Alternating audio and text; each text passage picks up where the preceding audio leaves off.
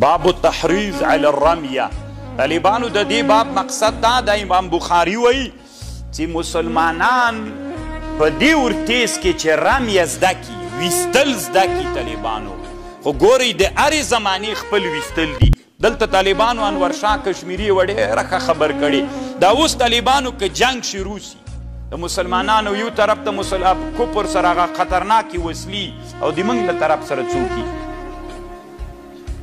غیشی وی راځه په دې باندې نو ولا چې بیخ خو دې در باندې وباسي داسې خوند خو درکړي. امام انورشاه کشمیري صاحب دغه باب کې لیکلي په فیض الباري کې وي د بخارا باندې چې کله روسانو حمله کوله نو بیا د علماو نه پوښتنه وسوه. ګوري طالبانو د علماو دومره کله کله بعضې علماو چې ویده علماو د دوی له لاسه اسلام ته دومره ضرر رسېدلی، کله روسانو چې دغه اسلامي وطنونو د بخارا ته راتلل نو علماو نه حکومت غوښتنه وکړله چې موږ به وسله جوړه کړو، دغه وسله چې له دوی سره ده وابه یې خلو جوړه به یې کوئ. دوی ورته ویل نه په غیشو جنګ کوئ دا بدعت ده، په غیشو جنګ کوئ دا بدعت ده.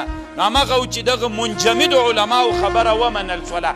تر ننه پورې بخارا و سمرقند و تاشکند و نصف و دا ټول بلاد طالبانو نن استعمار لاندې دي، د وروسته استعمار لاندې دي، مسلمانانو ضمیرونه پکې مړه دي.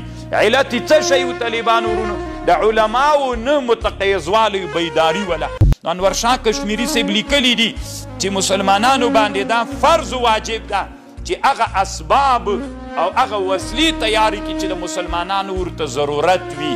په هره زمانه کې چې کفر کومې وسلې ته ما مخکې درته ویلې نبی علیه السلام زمانه کې جنګ څه رقم تو، د معاویه رضی الله عنه زمانه کې د جنگ بڼه بدله شوله. څنګه چې د جنگ بڼه بدلیږي مسلمان اوس دلته باب واعدوا لهم ما استطعتم. امام بخاري وایي تحریض علی الرمیه وکوي. تحریض علی الرمیه څه معنا؟ مسلمانان په دې تیز کوي چې ښه ویستل وکړي. نن ښه ویستل طالبانو په کومه مرمۍ کیږي؟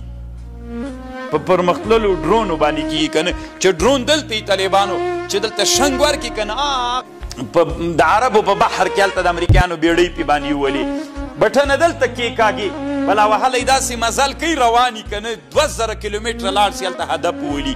دا ویستل د نن زمانه ویستل څه معنا طالبان؟ موږ جنګ وینو، د اسرائیلو جنګ هم وینو. یعنې ښه مثال یې دا ده اسرائیل ویستل کوي که نه کوي، لبنان ولي څوک ولي، ایرانیانو تل ابیب وویسته هغوی بیرته څوک وویستل. ویستل دي که نه؟ نن ویستل زمانه څه شی ده؟ دا د ویستلو زمانه ده. هره زمانه کې بل ګوري طالبانو تاسې آیات ته غوږ ونیسئ.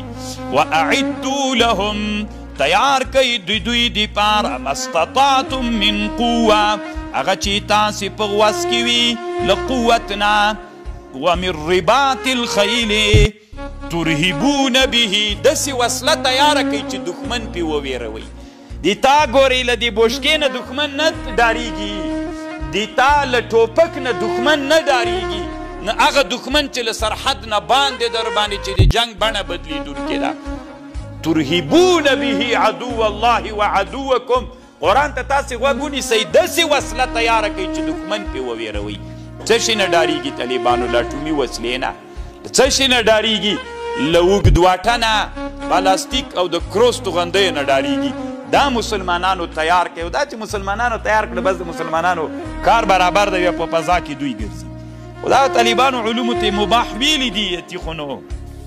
ګوره نبی علیه السلام صحابه ویستل کول دوه ډلې ول. نبی علیه السلام ویل زه له یوې سره یم، هغه ویلې نه موږ یې بیخي ولو نه. وایي ولې نه ولې؟ وایي ته له یوې ډلې سولې. وایي که زه منځګاړی یم. نبی علیه السلام منځګاړی سو که نه، کله کله خو به م کړي ده بعضې لوبې به مې زه یو نفر منځګاړی پکې